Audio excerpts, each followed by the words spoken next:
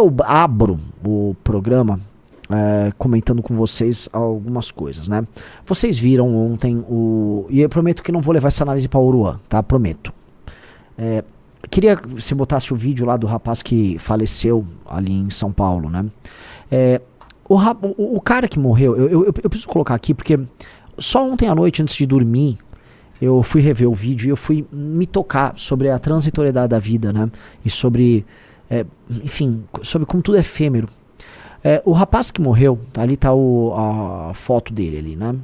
O rapaz que morreu, que o resultado normalmente não consegue colocar a foto no ar, ele, nem sei a idade dele, né? Eu não sei, o nome dele é Vitor Medrado, ciclista assassinado. Eu não sei qual a idade dele, eu não sei se ele é pai, se ele tinha família, eu não sei qual a história dele.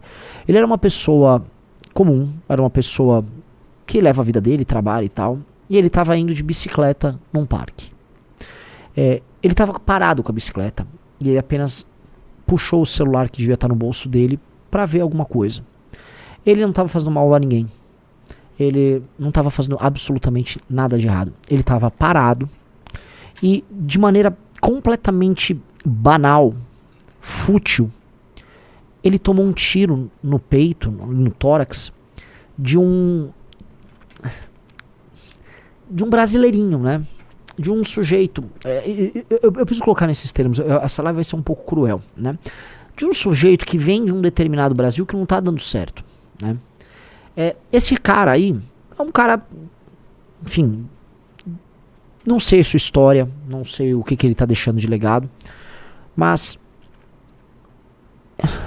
a história dele, ela se choca com a história desse assassino. Se você traçar a vida dos dois é muito diferente. Ele provavelmente, por ser um ciclista, estava bem equipado, andando numa região rica de São Paulo, ele é um sujeito que vem provavelmente de uma família que tinha dinheiro. Ele, não digo ele é um milionário, não, ele é um sujeito talvez de classe média alta aqui no Brasil, tá? É um sujeito provavelmente produtivo. Esse sujeito deve pagar muitos impostos, ele devia pagar muitos impostos.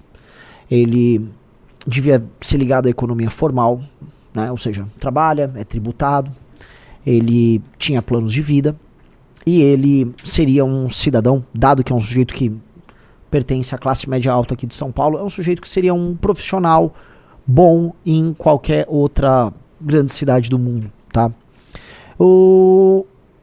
Ele não tem culpa de ser essa pessoa, ele não tem culpa de estar andando de bicicleta, ele não tem culpa de ter um celular.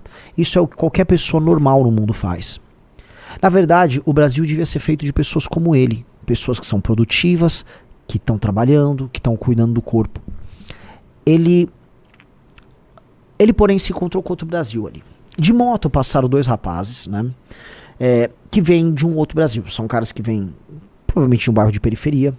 São caras que não sei qual é a natureza da família deles, mas que vêm de um caldo cultural muito específico, ou seja, ouviram aquele tipo de música que eu já comento, se seduziram por um determinado tipo de vida e fizeram uma escolha. Eles fizeram uma escolha racional pelo crime.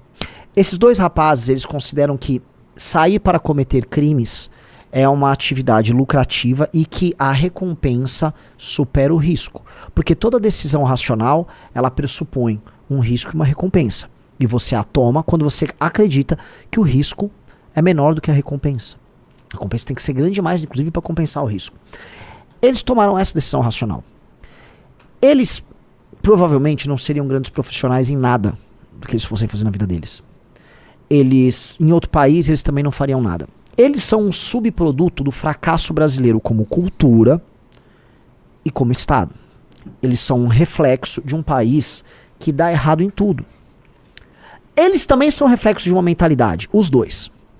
Porque nós aprendemos na escola, na televisão, todos os dias, que o vilão é esse cara da bicicleta que morreu.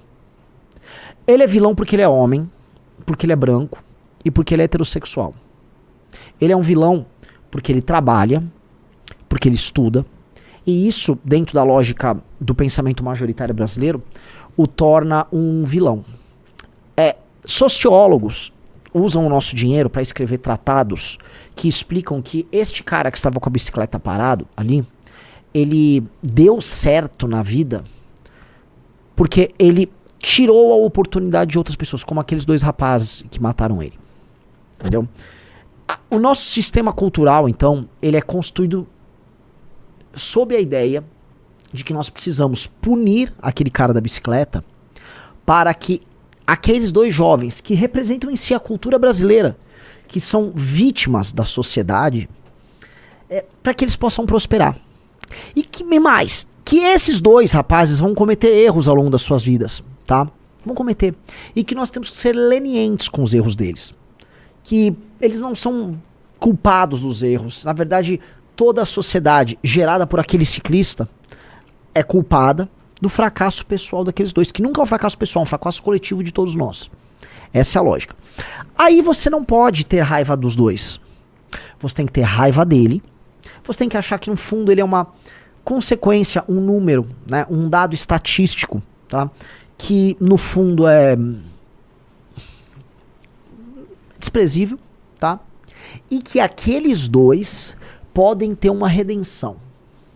De acordo com as Tábatas Amarais e outros canalhas e vagabundos que ficam perambulando pelo Congresso Nacional, essas 2 pessoas, o objetivo do Estado agora é reeducá-los e, veja só, reintegrá-los economicamente na sociedade. Eles ontem tiraram a vida de uma pessoa, eles cometeram um latrocínio. E de acordo com os especialistas em segurança pública no Brasil, nós temos que correr agora para ressocializá-los. Eles têm que ser ressocializados. Porque de acordo com eles, sequer eles têm que ser punidos. O caráter punitivo da prisão é uma coisa ultrapassada. Precisamos ressocializar.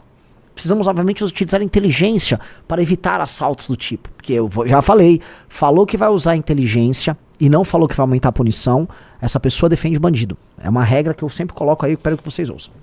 Então esses 2 rapazes, tá? Eles vivem num país em que eles são um totem, um objeto de adoração, e aquele cara que é um homem produtivo, não. Mesmo nós na política, somos, dado que esse é o pensamento majoritário, nós somos condicionados a falar aquela coisa, não, porque veja só, a sociedade, privilégio, não sei o quê. E a gente tem que parar de fazer isso. Aquele homem não é um privilegiado. Ele não é um privilegiado. Na verdade, aquele homem que morreu, ele é um espoliado. Ao longo da vida inteira dele, da família dele, ele foi roubado. Provavelmente ele estudou numa escola particular, mas ele pagou impostos que garantem um ensino público universal. Provavelmente ele pagou um plano de saúde. E provavelmente ele pagava, né, no prédio que ele morava, um condomínio que inclui segurança. Mas ainda assim ele paga impostos para supostamente ter segurança e também ter saúde. Este cara, ele também trabalha ao longo da vida inteira dele, formalizado de alguma maneira, e isso faz com que ele gere impostos para o Estado. Ele gera filhos, não sei se ele tem filhos, e a prole dele vai também ser escrava para sustentar isso. E durante toda a vida dele ele vai ser tratado como um inimigo. A vida dele vale mais do que a vida desses 2 caras. E cansou da gente ter que fingir isso. Esses 2 caras, a vida deles não vale. Esses 2 caras, preciso falar isso sem derrubar a live. Esses 2 caras não podem existir mais. E nós não temos mais que falar que nós vamos ressocializar esses caras, nem que nós vivemos numa sociedade que esses 2 caras são ladrões, porque aquele cara trabalhou e pagou imposto demais a vida dele. Porque essa é a real. Materialmente falando, nada do que aquele cara fez prejudicou essas 2 pessoas. Ele não tem mais oportunidades porque aquelas 2 pessoas, porque ele tomou elas dessas 2 pessoas. Na verdade, ele nunca tomou nada dessas pessoas. Ele nunca precisou fazer nada. A vida dele, enquanto existiu, foi fruto do trabalho dos pais dele e do trabalho do trabalho dele. E o fracasso deles é fruto do fracasso pessoal desses 2, das decisões pessoais que eles tomaram, de uma sociedade, agora vou coletizar, de uma sociedade que permite que as pessoas sejam pobres e vivam, quando criminosos, na impunidade, e das decisões ruins também, ou de um histórico ruim dos seus eventuais pais, avós. Ele não é culpado. E definitivamente a gente tem que tirar esta merda da cabeça. Você que trabalha e produz, não importa a sua classe social, você não é culpado de nada. Se você for morto e você era um homem negro no ponto de ônibus, pobre, e um homem branco na frente de um parque, um ciclista, com todo respeito aos sociólogos, a vida dos 2 vale muito. A vida dos bandidos não vale nada. E cansei de fingir Não vamos falar não é polêmico falar desse ciclista, né? Porque no fundo é isso. Porque não é uma vida, né, que se encaixa ali. Ele é a nossa Marielle. No mesmo dia, outros morreram. Todos os que morrem são inocentes e pagam impostos, eles são todos nossas Marielles. A Marielle da esquerda, ela só era uma defensora de bandido que estava no partido certo. Eu vou repetir, a Marielle era uma defensora de bandido que estava no partido certo. Eu vou repetir para que me cancelem. A Marielle era uma defensora de bandido que estava no partido certo. Porque o partido dela é um partido de defensor do bandido. A irmã dela é uma defensora de bandido. E lembremos que a Aniele Franco, que só é ministra porque que é irmã da Marielle Franco, ela está lá defendendo o interesse da bandidagem. Não à toa ela fez um documentário tocado pela ONG do PCC chamado O Grito, em que ela defende no documentário, assim como no ministério dela, a mesma pauta proposta pelo Comando Vermelho e pelo PCC. Então eu repito, a vida desse homem, esse ciclista que morreu ontem, a vida dele vale mais do que a vida da Marielle Franco. Porque ele produziu mais ao longo da vida dele do que a Marielle Franco. E ele não defende bandido. Ou nunca defendeu bandido. Porque só defende bandido um tipo específico de pessoas no Brasil. Que são intelectuais de esquerda, de preferência, que recebem dinheiro de fora. Isso quando não os próprios criminosos, tá? Essas pessoas, elas querem decidir quem é vítima, quem não é vítima, quem morre tem que ser lembrado, quem morre tem que ser esquecido. Eu não vou esquecer o ciclista que morreu ali na frente. Eu vou me colocar no lugar dele. Eu já fui correr naquele parque algumas vezes. Eu poderia ser esse morto. Porque eu já fiquei naquele mesmo poste, olhando de maneira inocente, igual um tonto, um celular. Eu poderia ter tomado um tiro a queima-roupa de 2 vagabundos, e eles teriam ido embora. E os mesmos vagabundos teriam contado com a defesa dos direitos humanos.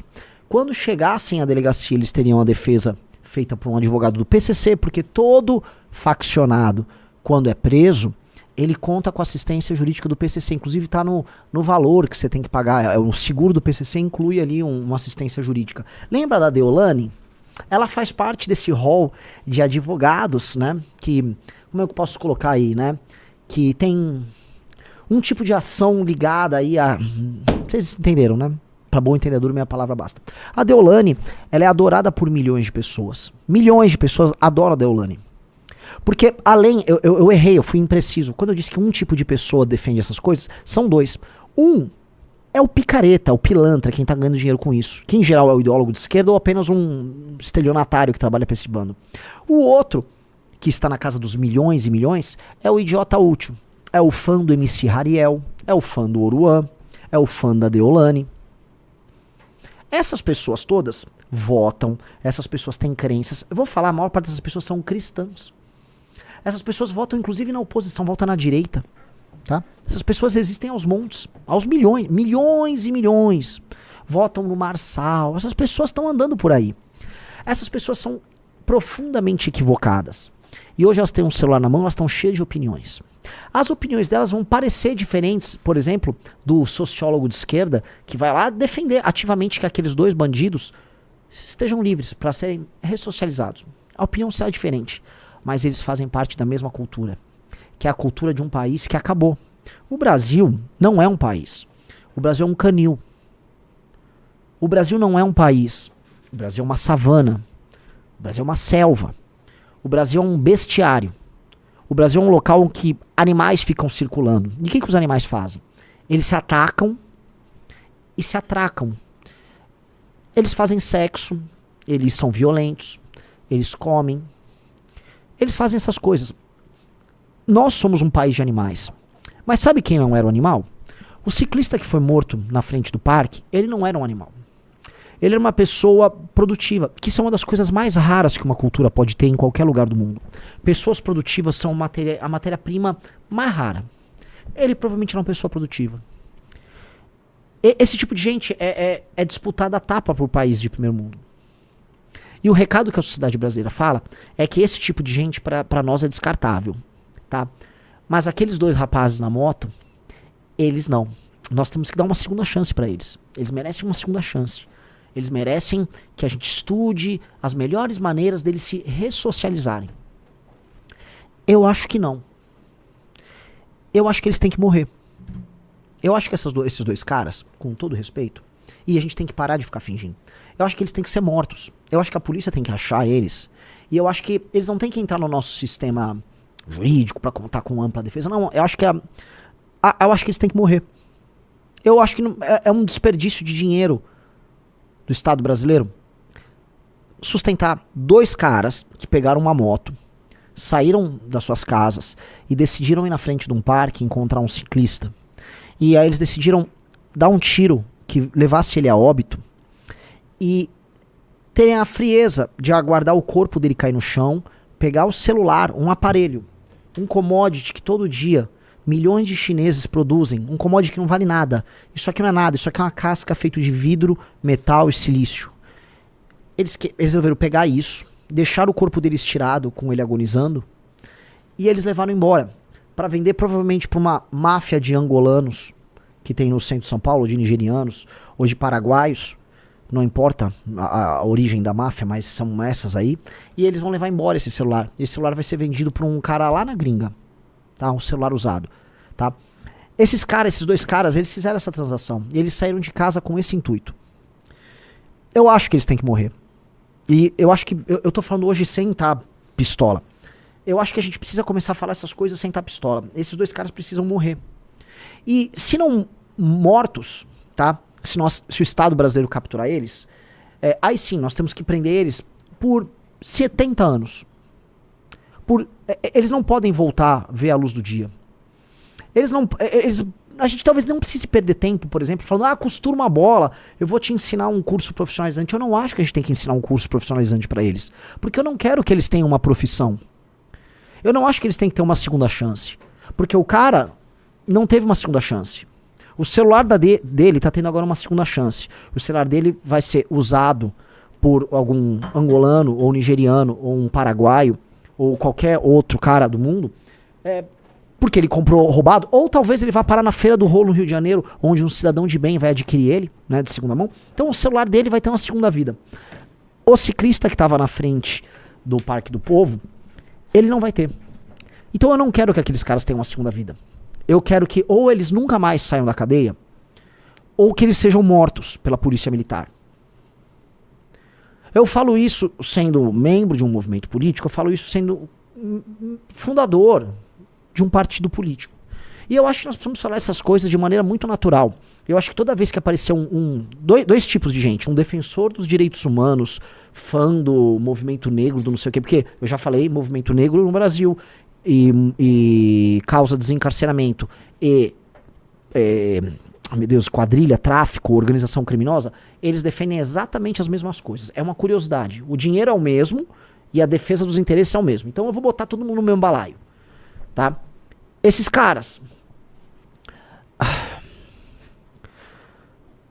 E estudante de direito ou profissional operador de direito, eles adoram dourar pílula, né? Não, veja só. Não, porque a lei não sei o quê, vai tomar no cu. Estudante de direito, profissional do direito, vai tomar no seu cu. Eu quero que a opinião do profissional de direito, puxando aqui, não, porque vocês profissionais do direito, relativizando tudo em nome dos princípios imbecis que vocês ouviram de um professor idiota, você é um dos cânceres do Brasil, né? O Brasil forma pouco engenheiro e ele forma muito advogado. E aí nós temos uma nação que não tem lei nem prédio, porque os advogados são ruins e não temos engenheiros para fazer os prédios, né? Então, nós estamos profundamente desgraçados. Mas nós não estamos tão desgraçados quanto aquele ciclista que morreu hoje na frente do Parque do Povo. Porque nós ainda temos chance de respirar, olhar para o lado, olhar para as pessoas que a gente conhece, olhar para as pessoas que a gente gosta e imaginar que a gente pode viver uma outra vida, viver um outro dia. E a gente pode fazer isso. E a gente pode acreditar nisso.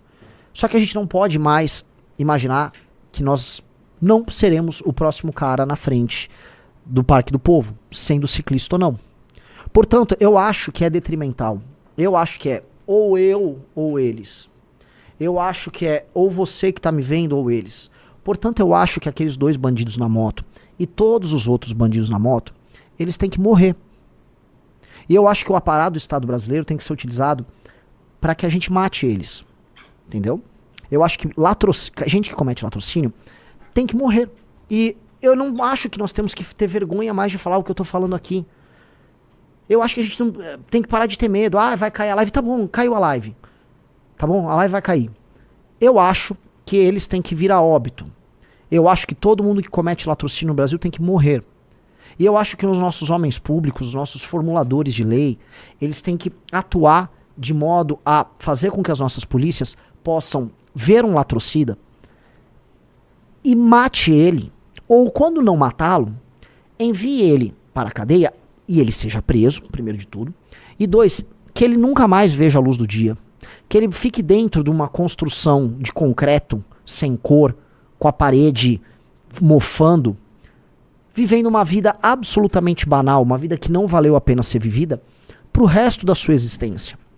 Porque ele ao menos vai poder respirar, ele pelo menos vai olhar aquela janela pequena e vai imaginar com alguma esperança que o destino dele vai poder ser outro. E vai poder tentar encontrar em Deus alguma redenção. Aquele ciclista que estava na frente do parque, não. Aquele ciclista ele não vai poder mais nada. Porque nesse instante ele está dentro de um caixão, sendo ou velado ou enterrado. Não haverá nenhum tipo de manifestação de jornalistas internacionais para aquele ciclista. Não vai haver absolutamente nenhum tipo de comoção na imprensa por aquele ciclista. Nada. A Marielle vai ser lembrada, porque a Marielle tinha como função social, dentro do grupo político dela, aquilo que todos eles, dentro do grupo político deles, fazem, que é defender bandido. Ah, mas ela enfrentava milicianos. Tudo bem. E o grupo político dela defende traficante. Porque o grupo político da Marielle defendia traficante e defende traficante. A irmã da Marielle anda em Brasília e recebe no seu ministério pessoas... Eu tenho que tomar cuidado porque eu tenho que depor terça-feira, porque a Polícia Federal decidiu que eu tenho que ser ouvido por ter... por o MBL ter críticas ao governo Lula. Então eu vou ser ouvido terça-feira da semana que vem, aparentemente. Tá? Mas então você tem que ser cuidadoso, porque o Ministério dos Direitos Humanos pode querer achar que eu tô exagerando aqui, tá? Mas a Aniele, a irmã da Marielle, que é um ser humano muito pequeno. A Aniele é uma pessoa que, novamente, ela não conseguiria escrever um texto direito, ela não consegue fazer contas matemáticas. A Aniele é uma débil mental. A Aniele, o ministério dela já recebeu a dama do tráfico, o ministério dela já recebeu a ONG ligada ao PCC. E a Aniele, eu preciso lembrar, ela fez parte de um filme que foi bancado pela ONG ligada ao PCC, que teve a participação tanto do PCC quanto do Comando Vermelho, e ela estava lá defendendo a mesma agenda deles, no momento, eu preciso lembrar, que o PCC e o Comando Vermelho se unem e dão as mãos para fazer lobby junto, provavelmente ao Ministério da Justiça e ao Ministério dela, para que o sistema prisional relaxe. E relaxe para quem? Relaxe para que pessoas como esses dois assaltantes possam ter uma existência digna ali dentro e que tenham uma segunda chance. Segunda chance que eu preciso lembrar, quem não vai ter será aquele ciclista que estava na frente do Parque do Povo e que foi morto por esses dois homens. Esses dois homens, eles fazem parte, veja só, de um determinado tipo de cultura, né? Que eu não queria falar disso, mas eu preciso falar, né? Não, o chat está pedindo para falar bastante desse caso. Ontem, 2 ciclistas numa moto também balearam um rapaz no Brooklyn. Esse rapaz teve um pouco mais de sorte que o outro, foi hospitalizado e não morreu. E a polícia está investigando porque a placa da moto é a mesma placa da moto dos assassinos do Vitor. É Vitor, né? Entendi. A moto dos assassinos do ciclista, ela foi usada ali pra matar ou pra assaltar outra pessoa que dessa vez não morreu. Pra balear um outro cara que, por sorte, não veio a óbito também. Eu preciso repetir aqui. A gente precisa falar em bom português. Esses dois caras precisam morrer. Não há o que vocês acham que esses caras precisam de uma ressocialização? E eu preciso explicar uma coisa pra vocês. O que eu tô propondo não é incivilizado. Não é nem um pouco incivilizado. Até animais têm certa noção de justiça. É sério, animais punem um invasor que gere mal a um bando deles. Se um lobo vem e invade a área de uma alcateia, a alcateia vai morder o lobo e vai ou matá-lo ou vai tocar ele pra fora de lá. Agora aquele lobo pode ir lá e matar um filhote, ele pode matar alguém, ele pode tentar assumir o comando ali da alcateia. Entre leões acontece isso, inclusive grupos de leões jovens invadem grupos de leões já estabelecidos para tentar matar o leão mais velho e o leão chefe, o leão alfa e tomar a liderança. E eles costumam matar os filhotes depois, né? Os animais evitam, né? Aquele leão chefe, até outros leões podem participar da defesa aí daquela estrutura. Mas nós, né, com a nossa mentalidade liberal, com nossos direitos humanos, não, veja só, esse bandido tem direitos, tá? Vá lá.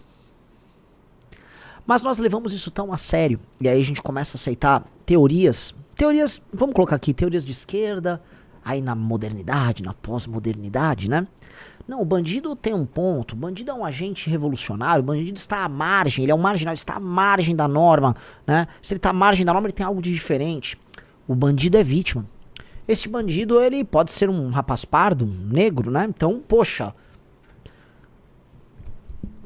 E aí nós nos tornamos loucos. Porque há uma moto, ela está andando por aí, essa moto está circulando, atirando em pessoas no meio da rua, roubando o celular deles para vender depois para uma máfia de angolanos, nigerianos ou paraguaios. Escolha aí para onde você quer mandar. E há, do ponto de vista das estruturas de poder no Brasil, mais gente defendendo os dois caras que estão sobre a moto do que as pessoas que tomaram tiro deles. Então, naturalmente, é uma sociedade doente. E eu falar, ou você que está me assistindo falar, que eles precisam morrer, soa mais, né, absurdo, parece que eu estou falando um absurdo, do que falar que eles precisam de direito à ampla defesa e que o Comando Vermelho e o PCC fazem lobby em Brasília para melhorar os direitos deles.